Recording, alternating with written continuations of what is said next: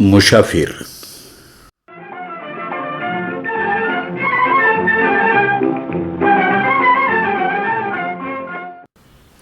पांढरी स्वच्छ दाढी, एखाद्या कर्मयोग्याला साजावे तसे मानेपर्यंत रुळणारे तितकेच शुभ्र आणि वक्रचक्राकृत केस, सर्वसामान्य उंची, कोकणस्थी गुलाबी गौरवर्ण, चेहऱ्यावर शुद्ध सात्विक भाव आणि प्रसन्नता, असं सतेज व्यक्तिमत्व मला ज्योतिनगरात क्षणमात्र दिसलं.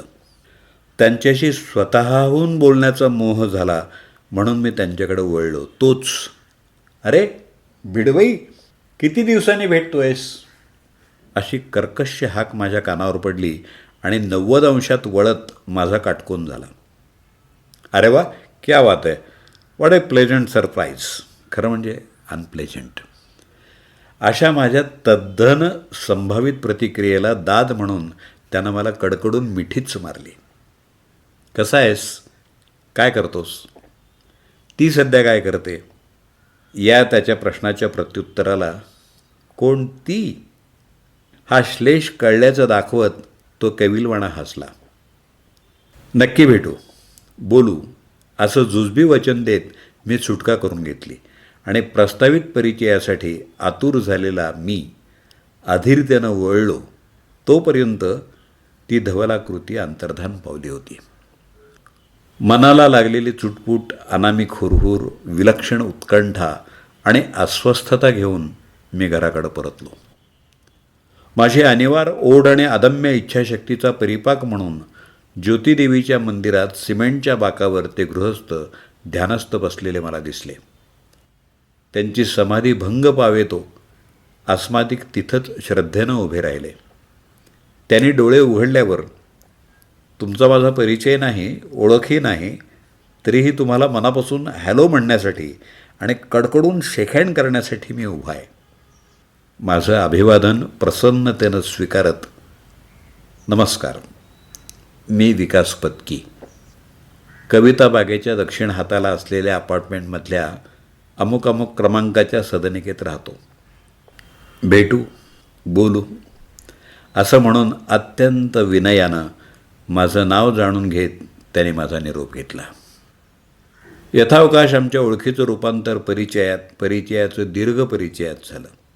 अभियांत्रिकीतल्या स्थापत्यशास्त्राची पदव्युत्तर परीक्षा विशेष प्रावीण्यानं उत्तीर्ण होऊन शासकीय अभियांत्रिकी महाविद्यालयातल्या वरिष्ठ वर्गांना शिकवणाऱ्या या विद्यार्थीप्रिय प्राध्यापकानं 10 वर्ष आधी स्वेच्छानिवृत्ती स्वीकारल्याचं मला पुढच्या काही भेटींमध्ये समजलं. निवृत्तीचं कारण विचारल्यावर, इश्क किसी और से और निकाह किसी और से, ही प्रतारणा मला मान्य नव्हती, एवढंच संक्षिप्त उत्तर त्यांनी दिलं. कालांतरानं त्यांचे इश्काचे विषय आमच्या चर्चेत येऊ लागले. स्थापत्यासह अध्यात्म, साहित्य, क्रीडा, राजकारण, विधी अशा विविध विषयांवर त्यांचं ज्ञान अचंबित करणारं होतं. पुरेसा आहार, पुरेसा विहार, पुरेशी निद्रा आणि पुरेसं अध्ययन अशी चतुसूत्री निर्धारानं आणि निग्रहानं जपणाऱ्या माझ्या या मित्राबद्दल माझी उत्कंठा आणि आदर दिवसागणिक वाढतच गेला. स्वतःबद्दलचं वास्तव आणि यथार्थ आकलन असलेल्या पत्कींनी अत्यंत विनयानं स्वतः न्यूनत्व स्वीकारत चतुसूत्रीत अध्ययन पुरेसं असं म्हटलेलं असलं तरी वर्णित विषयांचा त्यांचा चाललेला अखंड ज्ञानयज्ञ माझ्यासह अनेकांनी पाहिला आहे. वेचलेले ज्ञानकण ओंजळीत घेऊन सायं प्रार्थनेच्या वेळी मंदिराच्या प्रांगणात जमलेल्या मित्रमेळ्यावर उधळून टाकणं हा त्यांचा नियमित शिरस्ता होता. पत्कींनी बोलावं आणि इतरांनी तन्मयतेनं कानात प्राण आणून ऐकावं असं आमच्या संध्याकाळचं स्वरूप असे. अशा तृप्त संध्येची सांगता कोपऱ्यावर क्यूच्या अमृततुल्यातल्या अर्ध्या कपाच्या चहानं होई. गेल्या वर्षी माझं वास्तव्याचं ठिकाण बदलल्यामुळं आमच्या नित्यातल्या भेटी नैमित्तिकात होऊ लागल्या. असा हा आमचा सर्वप्रिय मित्र 22 ऑगस्टला वयाची 60 पूर्ण करतो आहे. षष्टब्दीच्या निमित्तानं केस काळे करा असं म्हटल्यावर अय जिंदगी तुझसे वफादारी का इनाम है ये, चेहरे पे झुर्रियाँ और बालों में सफेदी आ गई.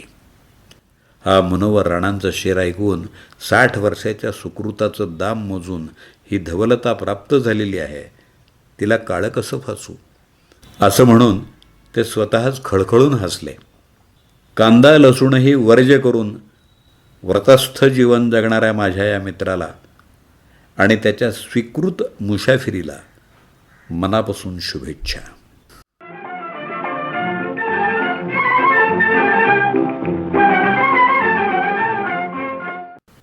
रामकृष्ण बिडवई, छत्रपती संभाजीनगर.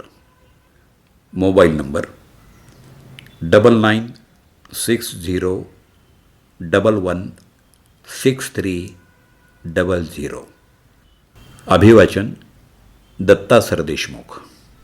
8329730186.